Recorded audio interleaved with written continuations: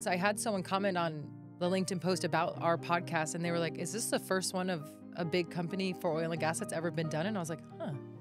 I was like, I haven't really looked into it. I was just like, I know we want to do one, but I don't know if anyone else you didn't set out to be like, okay, this is going to be the first one. I think that could be a potentially scary, I guess, situation. We're coming at it differently, focusing on what we're doing in the communities we live in. And not to say we won't get to a point a year down the road where then we really start focusing on a podcast that's more tailored to oil and gas and sharing the specific things happening in the industry. Erin Bailey, thanks for coming in today. Appreciate your time. Yeah, happy to be here. Corporate affairs, right? Corporate affairs rep at Diamondback Energy. Yes. $30+ billion company. And you've recently started a podcast called Fueling Tomorrow. Mm-hmm. I guess overarching question would be, how and why does a $30 billion company create a podcast, and what's it all about? And I'll let you take it from there. Okay. So for me, my background is communications. So I knew that was one of the reasons when I took this job at Diamondback, they said that they wanted to grow their communications piece. And with that, obviously you have to take baby steps. Everything in oil and gas when it comes to communications is new. We don't always put our narrative out there and tell the community what we're doing. So when I came in, I was like, oh, I have a background in broadcasting. I have a background as a public information officer. I'm used to putting information out there for literally anything and everything. And I was like, we'll start small. Whenever we did capital campaigns, that was our first go at really pushing press releases out and sharing with the community the good that we're doing to give back to Midland. Mm-hmm. And we did our first podcast episode, Fueling Tomorrow, with the Midland Athletic Syndicate, where Diamondback donated $7.5 million. Wow. One of the other donations was the Bush Tennis Center, and that was $2 million. And then we did $500,000 to Mission Agape. So that was like our first taste of really seeing how the media coverage would go and what the response would be to Diamondback giving back to the community. And then I knew with that, we'd have more stories to tell. We are super involved in the education space, and we have several programs that are brand new, or they're new. I really think the first of their kind for an oil and gas company to do with the community. And with those stories, I always think, let's push out the good, because at some point there's going to be bad. Mm-hmm. And the more good we have to combat that, the better it's going to be for the company as a whole. And so that was kind of the reason I wanted to start a podcast, and really off the basis of sharing what we do in the communities that we work in, which is Midland and Oklahoma City. So we started the podcast internally, and that took I've only been at Diamondback for a year now, so I kind of hit the ground running with this idea.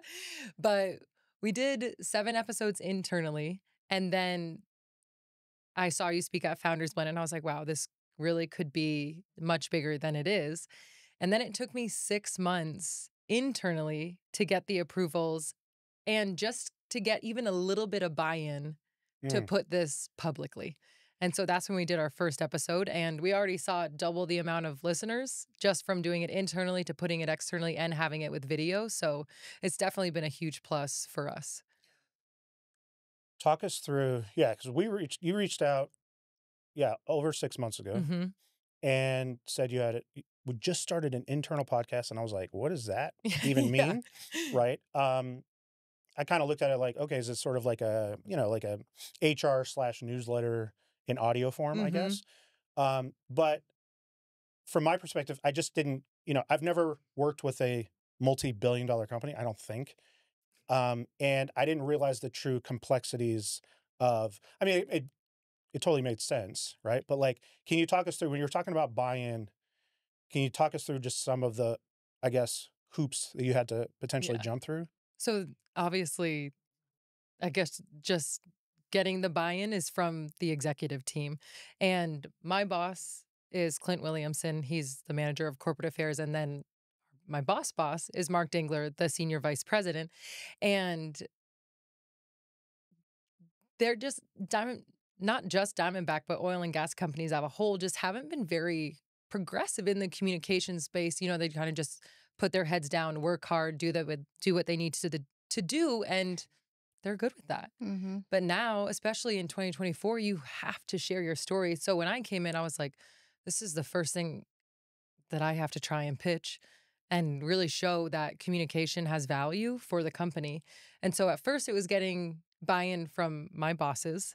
And then my boss, Mark, had to bring it to the executive team meetings.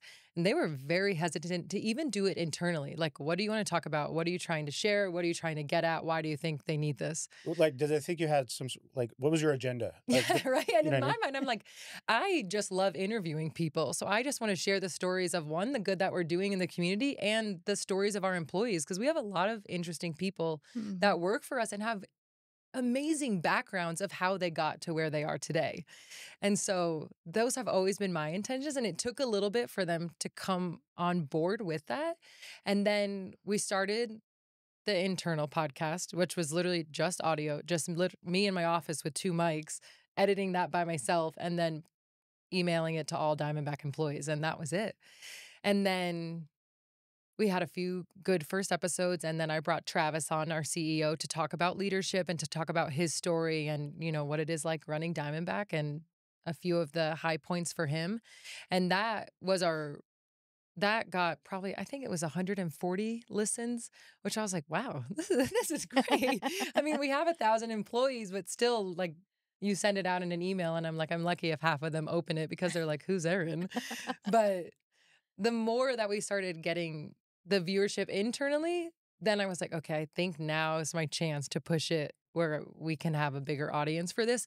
And I think the people of Midland want to hear it. Like, people are always interested, at least for me, maybe not everyone, but I'm always interested to know more of the behind the scenes of how things come to be for a large corporation. Right. Mm-hmm. And so for this one, I asked my bosses, and I was like, we're just doing it community focused. And I also booked this contract with you to have this filmed and edited by you. So now that alleviates the bandwidth for me to be able to focus on some other things at work. And they were like, okay. And then I was like, and I think I want to do it public. Okay. And surprisingly, they were like, okay, if you get legal's approval, then you're good. You're good to go. So, and luckily, our head legal officer, he is phenomenal. Every time I send him a podcast, I'm like, hey, Matt, can you review this? He gets back to me within 24 hours. So he likes having the community stories out there as well. So he came back and was like, yeah, as long as John and Austin, who were our first interview, say yes and they're good with it, go for it. And Nice. I don't even know if our top execs knew that this was happening. Mm. So, But you still have a job. yeah, I still have a job. There you go. The feedback was great from employees and community members. And so that's where we're at right now. And took 6 months to get to that point, but we did it. I mean, it made a lot of sense. I was like, okay, you got to get buy-in from the C-suites, maybe the board, obviously legal department. All of those things totally make sense.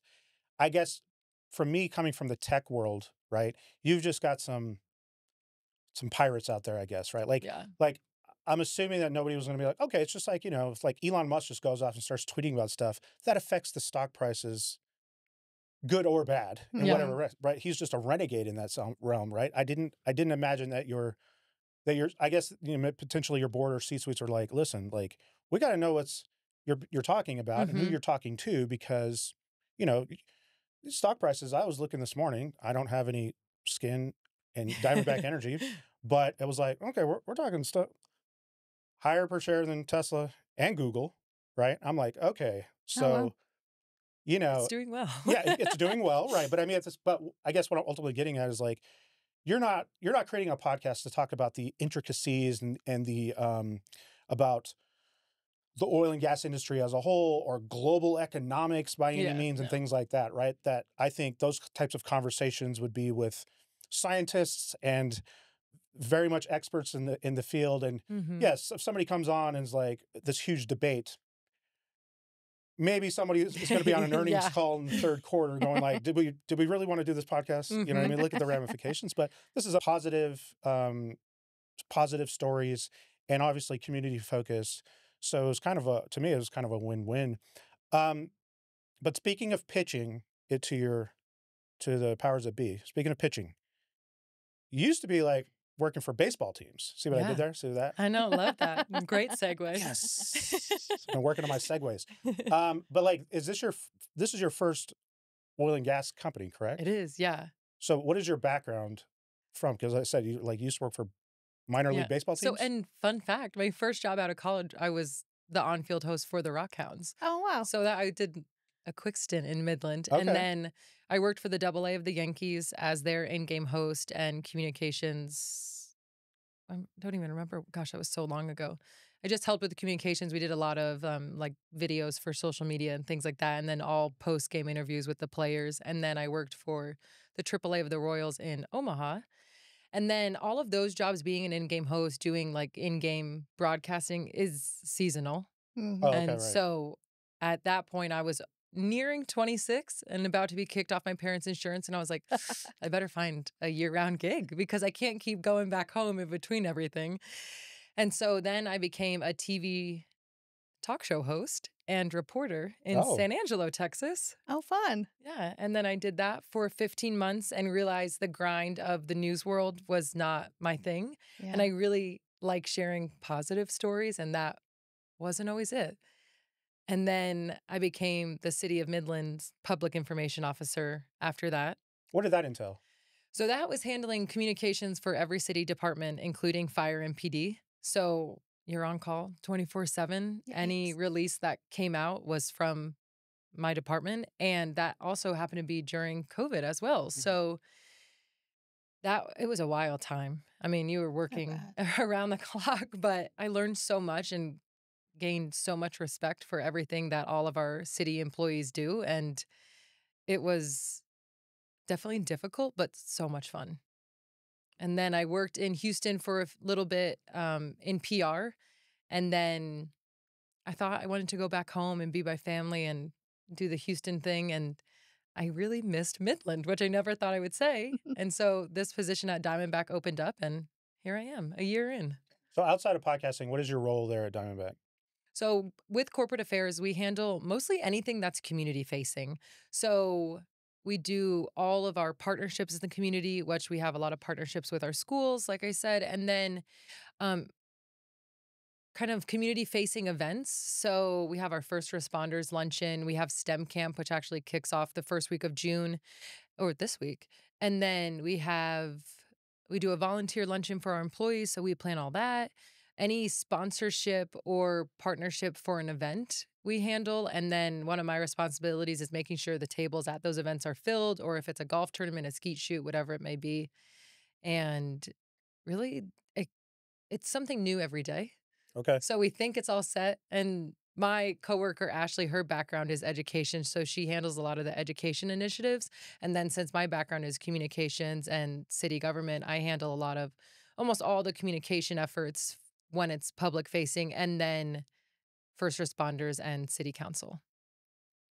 You busy. Yeah. Yeah. I mean, it sounds like it could be potentially stressful. I understand it was during COVID, but like, are you in charge of like putting out specific press releases and things like that? Like, I've done that in the past, and it was kind of stressful because, heaven forbid, you know what I mean? Like, semantics and things that are worded can be taken out of context. Yeah. And there's a few instances that, like, when you think about, like, man, that was a tough time, because you're especially dealing with fire and PD. It's like anything bad that happened, we had to release it. And that press release had my name on it because I was the media contact.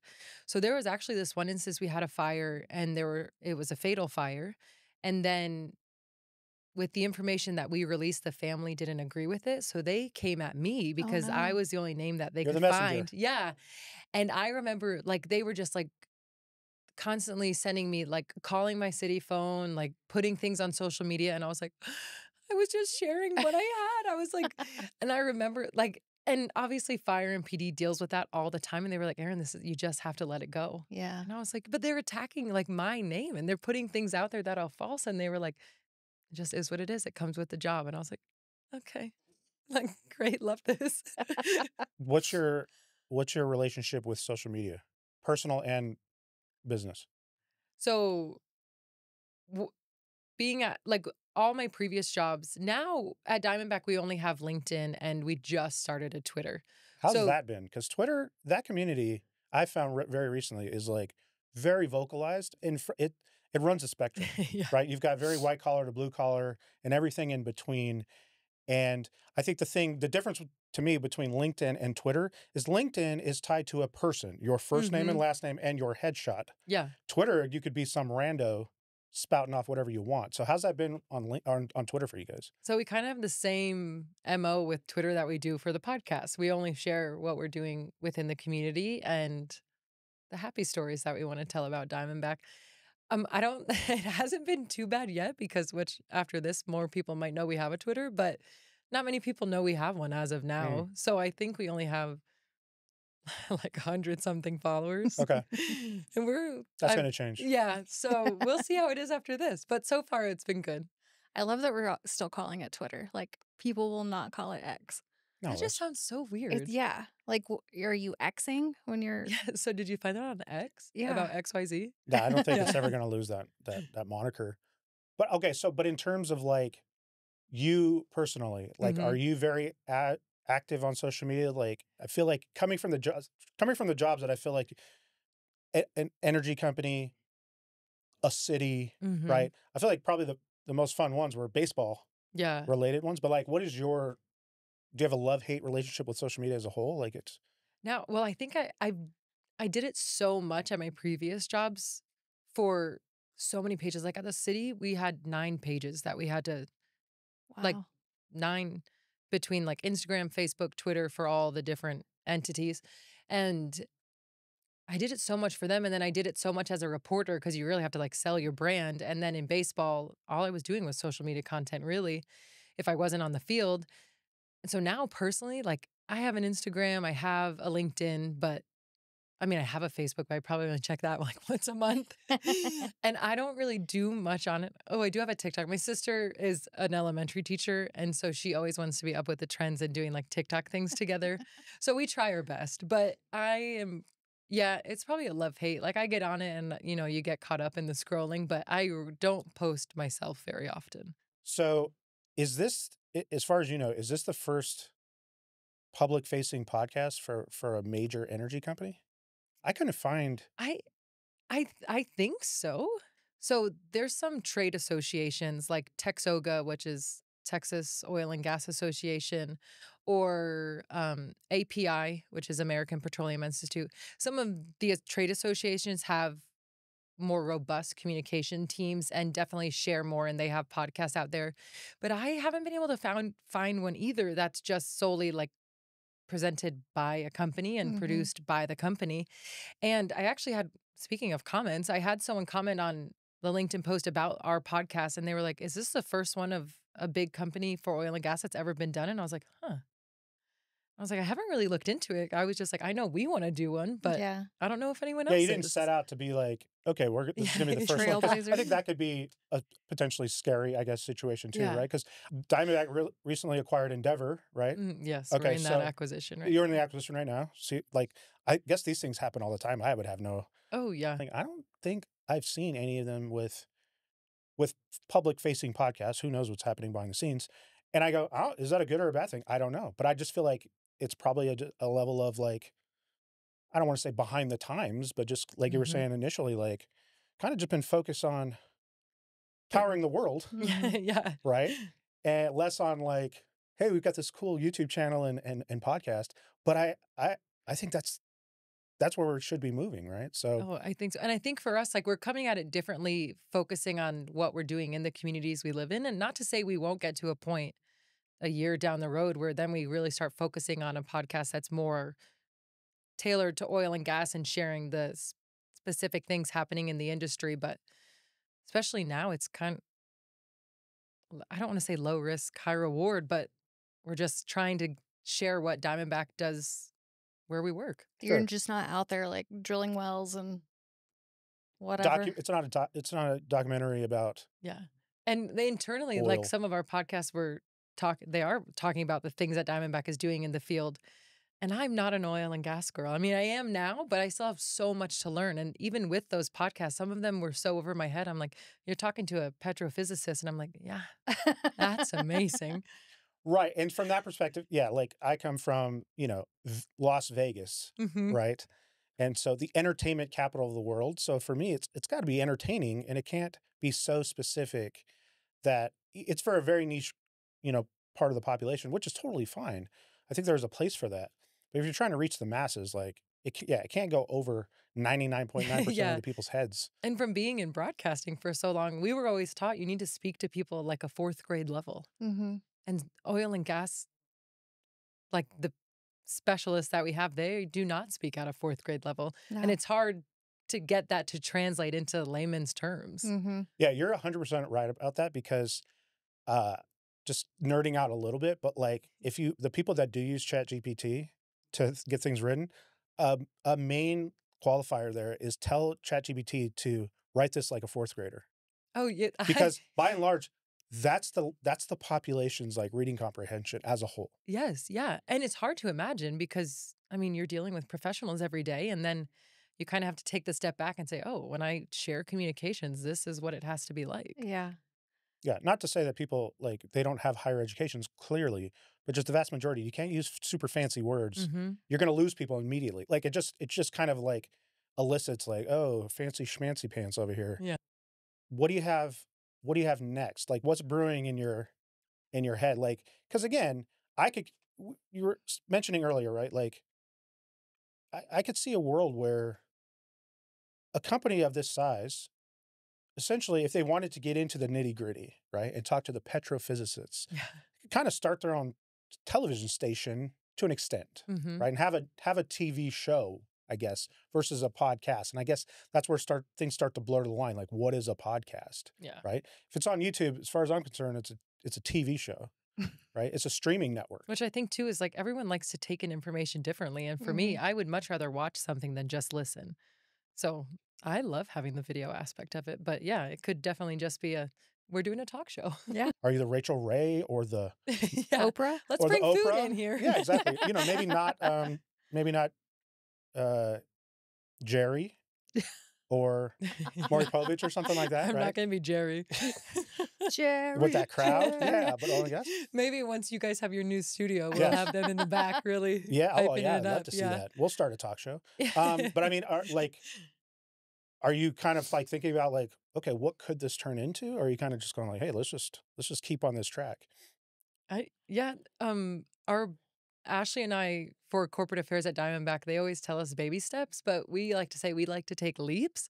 So we never just settle with, okay, we got it. Now this is good enough. We're always kind of looking to what's next. And so for me, if it happens, I don't know, but I would love to see it where we do get to a point where Diamondback has several podcasts, and Fueling Tomorrow is kind of the umbrella to all of that. And then we've had this conversation beneath it. We kind of segmented out to more industry specific talk shows, items, podcasts, whatever you want to call it. And then we have our employees really share the knowledge that they have for the fields that they work in. Mm-hmm. I was looking at some data yesterday. And when I say looking at some data, watching a YouTube video where it was, That's like I get my news from TikTok. Yeah. Exactly. But I mean, YouTube is the largest streaming platform, like bigger than Netflix. Wow. Netflix is the closest competitor to YouTube. No We're talking, way. we're basically saying content on television, not just necessarily on your mobile phone or your iPad, your tablet.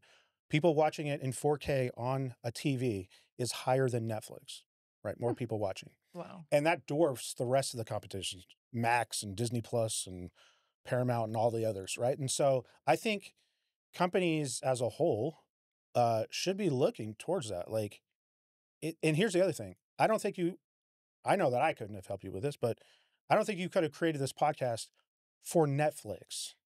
Yeah. You see what I'm saying? Yeah, no, I don't Right? think they would have bought in. Right, Yeah. exactly, right? Or the Paramount Plus Fueling Tomorrow show. Yeah, they'd be like, why do we care about Midland? Exactly, right? But what I'm getting at is it's free to start a YouTube channel Mm-hmm. and quote unquote free to start the availability of creating content for positivity, Mhm. right? About your industry, about your business, about your brand or whatever. And so, I'm kudos to you to having the foresight. And I personally, I didn't know you were in the news world. I knew the baseball stuff, but like, I feel like at this point now knowing that, like, I don't think you just got any employee without that sort of background to go, okay, go and host a podcast, Yeah. right? Because essentially now you're the face of it, Yeah. right? You're the spokesperson for it, and they can't just go like, I don't know, just replace Erin with someone else, An engineer. an engineer, right? Swap them out, and it's the same show. It couldn't be, right? Right. So, kudos to you to having that Thank you. that sort of like mindset. I'm really curious to see what's next, because I love that aspect of it. Of me, I mean, I sat there. Let's talk about your first episode, I guess. Yeah. So, you have Austin Campbell and John Scarber, Midland Athletics Syndicate. Mm-hmm. Still to this day, love that name. I love the word syndicate. I had to explain to him what a syndicate was. You don't hear it often, so it really No. kind of like catches your ear. Well, it's that, like I took it from falsely, but I mean, when I heard syndicate, it was probably from some like old like Japanese anime, like. No, I don't want to use the word mafia, but like, you know what I mean? Like, Yeah, no, we're not. you know what I'm saying? We're a sports mafia. Right. But I love that word. But like, so when we talked to John Scarber over a year ago, and he was putting it together, and I said, whatever that name is, keep it forever. Yeah. That thing's cool. But I mean, talk a little bit about that episode, and we'll obviously link it in the description, but super cool what they're doing. Yeah, so I'm lucky to serve on the board with them as the Diamondback representative. So now, well, we know we love the name Midland Athletic Syndicate, but it will be called the Diamondback Energy Athletic Complex, which both logos will be on the building, so it will still live on. But I brought them in to talk about, since that was one of our large capital campaigns. Let's get this story out there, and we raised $35 million, and we're at the point now where we've hired our construction company. We're getting those documents ready. We're in the permitting process, and we're getting ready to break ground at the end of July. But they were the ones that really started that conversation with a few of their friends and thought, how can we bring this to Midland? So we brought them in to talk about that, to talk about what the facility is going to have, what's going to take place, what our vision is for the future, and where we hope it goes. And we're looking at a 14 to 16 month build once we break ground. And That's not bad. yeah, That's great. and it's over 100,000 square foot Yeah. facility. So For youth sports, especially. yes, It's so needed here, especially with our crazy winds and high heats. Like, I think it's going to be such a Just having nice an asset. air conditioned facility for volleyball, basketball, soccer. Yeah. And that's what one of our employees, after hearing the episode, was like, hey, I work with a lacrosse team here. Do you think we could use the facility as well? I was like, definitely. Yeah. But you just don't think about lacrosse in West Texas. So they'll be able to use that turf space I thought as well. that was only like New England or something. Yeah, right. And like, I love that they're trying to bring it down here. So, yeah, when we spoke to John, he was like, yeah, if you want the naming, because Diamondback essentially gets the naming rights. That's how it kind of Yes. works, right? He was like, yeah, for the money you guys want to put in, you could put your name on the building. And I told Terra, I go, if you could check our QuickBooks account. I was like, I don't need to. Yeah, you're like, No. I don't think we have 8 million handy, but Man. So, does Diamondback, I mean, if they're interested in naming rights of our podcast studio, right, yeah. okay, just, open. It will We'll be see how less the than 8 we'll million. see how the next few episodes go. Okay, that's fair. That's fair. So just before I forget, so part of the buy-in process, when I hear buy-in, you didn't have any sort of like pushback. Like obviously Diamondback wasn't going into this going like, we're starting a podcast. It's going to be a revenue producing entity, right? This wasn't like, okay, how much money is this going to make and things like that. And I think why I'm saying that and why I'm glad to hear you say no, is I think a lot of people get into podcasting thinking that like, okay, well, we're spending money on this. It has to produce money. But I think, it can produce positivity in a lot of other ways outside of earnings, right? Yes. And so that's obviously what you guys are in it for, which is fantastic.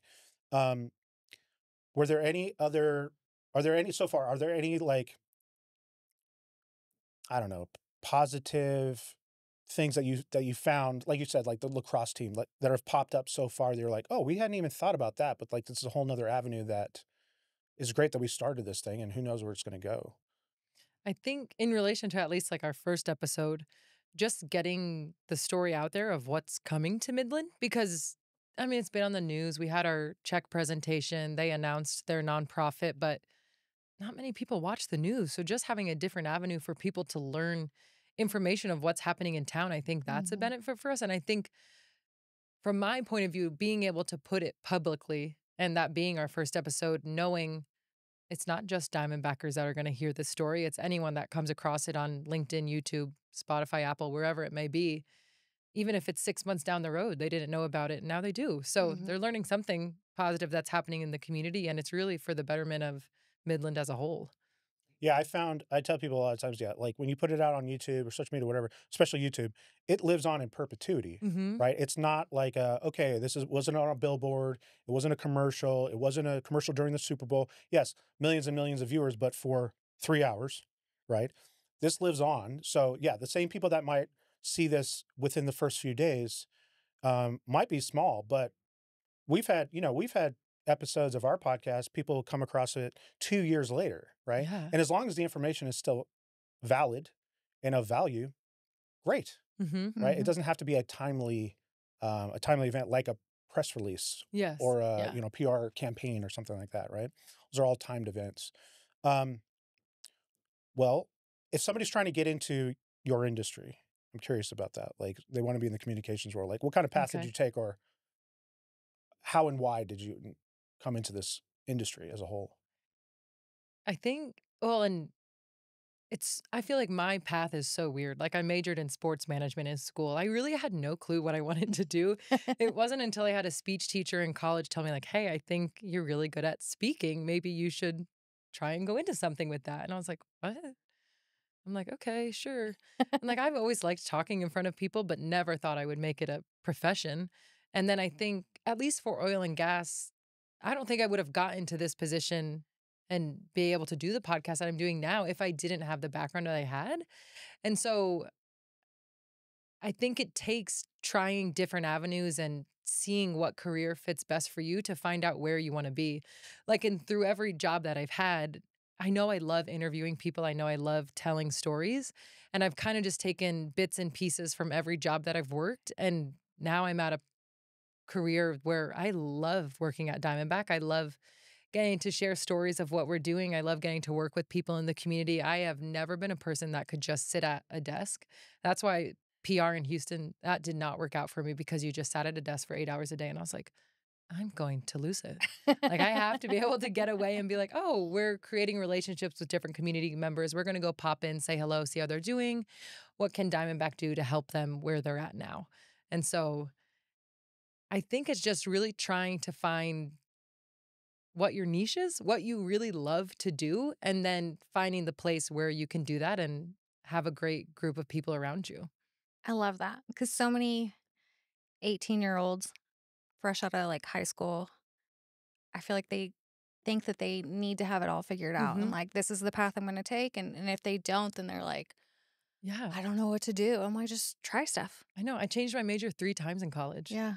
And still ended on one that I'm not necessarily using today. What is sports management? What is that? So it was actually, an ESS degree. So I had to take like anatomy, biology, all those things. I thought at one point I wanted to be a coach, and that was a short-lived idea. But then my speech teacher, because you had to take speech as one of your courses, he was like, you can stick with this major, but we can just tailor it more towards like sports broadcasting. So I was still taking sports classes, but they were, as I got through the end of my senior year, they were just more tailored towards the communication aspect of things. Do you have a big sports collegiate or high school background? So I ran cross country and track through college. Okay. And then played basketball through high school. Oh, okay. Yeah. Got it. That makes sense. You're super tall. Yeah. I know. I feel short next to you. I know. No one that ever doesn't thinks happen that. Like often. sitting down, it's like my torso is average length. And then they're like, oh, wow, long legs. I knew you were tall, just like based on things I'd seen on your Instagram, but Okay. I didn't know you were. So essentially, like the broadcasting side, the entertainment side of sports is like were you thinking like you were going to be an correspondent? Yeah, I thought I was going to ESPN. Okay. I'm going to marry like an NFL or right. NBA guy. Okay. Those would have been goals, yeah. But when I got out of working in minor league baseball, it was so hard to find a job in news for the sports departments. There's only 1 or 2 sports reporters for each station, and that's usually like your weekend reporter and then like the sports anchor during the week. Yeah. And I probably applied to over 100 different stations, and I just couldn't. I would get Wow. interviews, but then they were like, "Oh, we're going with someone who has a little bit more experience." And I was like, "Well, okay, that's fine." And then so I was How are like, you "Well, supposed to get the experience? yeah, exactly." And they were entry-level stations too, which is something that I think people applying to jobs now at entry level, that's probably one of the most frustrating things is you're trying to get started and then they're like, "Oh, we need more experience." And you're like, Yeah. "Well, if you don't give me a shot, how am I supposed to get there?" Yeah, Mhm. it's not entry level anymore. Yeah, yeah. So they're like entry level, but they want 3 years. And I'm like, that's not how it works. But so then I was like, okay, I'll start applying to just do news. And then I got that reporter gig in San Angelo, and I was probably a reporter for 3 months. And the talk show host at the time took a different job, and they were like, "Hey, do you want to fill in?" And I was like, "Oh yeah, sure. I've only worked here 3 months, but I would love to host a talk show."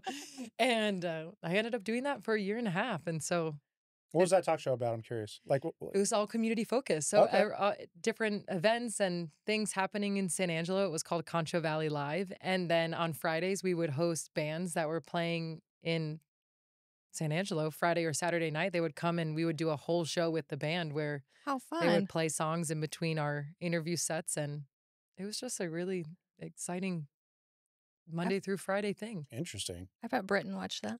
Sure, she did. Her sister used to live there. Did you have like what do they call it when you're on like when you're tossing it to somebody, or like did you have like a specific sign off? Oh gosh. I Like, had back to you, George. Yeah, yeah, yeah.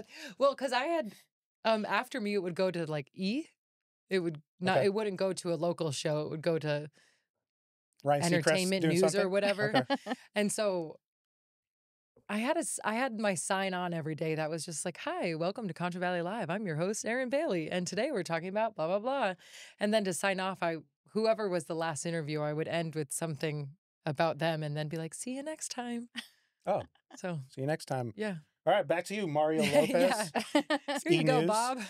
So, okay, so working in live news to podcasting, it's got to be, I mean, it's a world apart, right? Yes. You're not live. So, like, what were the kind of the stresses that were like alleviated? So I think for me, I always feel like it's live. Because in my mind, I'm like, if we can get through a whole podcast without having to do one edit besides cleaning things up, how amazing is that? That's his dream. Yeah, right. But it makes the guest so much more comfortable knowing if you mess up, take a deep breath, start again, and we can go from there. Yeah. And now having you help me to edit, oh, that's amazing for me because I'm like, all right, guys, take your time. Yeah, it makes it a lot. I mean, you're obviously very skilled at this, but it makes it very easy because I'm going like, okay, she knows when she's about to start. Mm-hmm. She knows, like, okay, we pause. So there's an easy cut point, Yes. start again. But I mean, there were very few edits in yours, and I was like, oh, Erin makes it very easy. I could tell she's Yeah. done this before. I didn't know you were on local, live news or anything like Yeah. that, but makes a lot more sense now. This is great. I'm super excited for what's coming next for you and for Diamondback as a whole. And has nothing to do with us helping. Yeah. We just like to see more positivity in this area. We like to see more media, especially video and YouTube and social media Yeah. come about of this area. More storytelling, like you were saying. So, you have anything else you want to plug? Do you have a new show coming out specifically? Do you have a sports show? Oh my gosh. You wanna Could you focus on? imagine if I jump back in? I'd be like, okay, so you're here for the fueling tomorrow, but let's touch on minor league minor league baseball. We'll bring the Rockhounds in. Yeah, there you go. Actually, we really could. Well, one of our next episodes will be West Texas FC, so we'll get to talk sports a little bit. Okay. But I love yeah, them.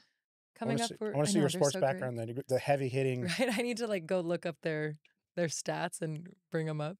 Yes. But Hey, promotion, relegation, anything happening in that world? And just kind of see where they go. Like, I love the sports aspect of it because you have to know your stuff.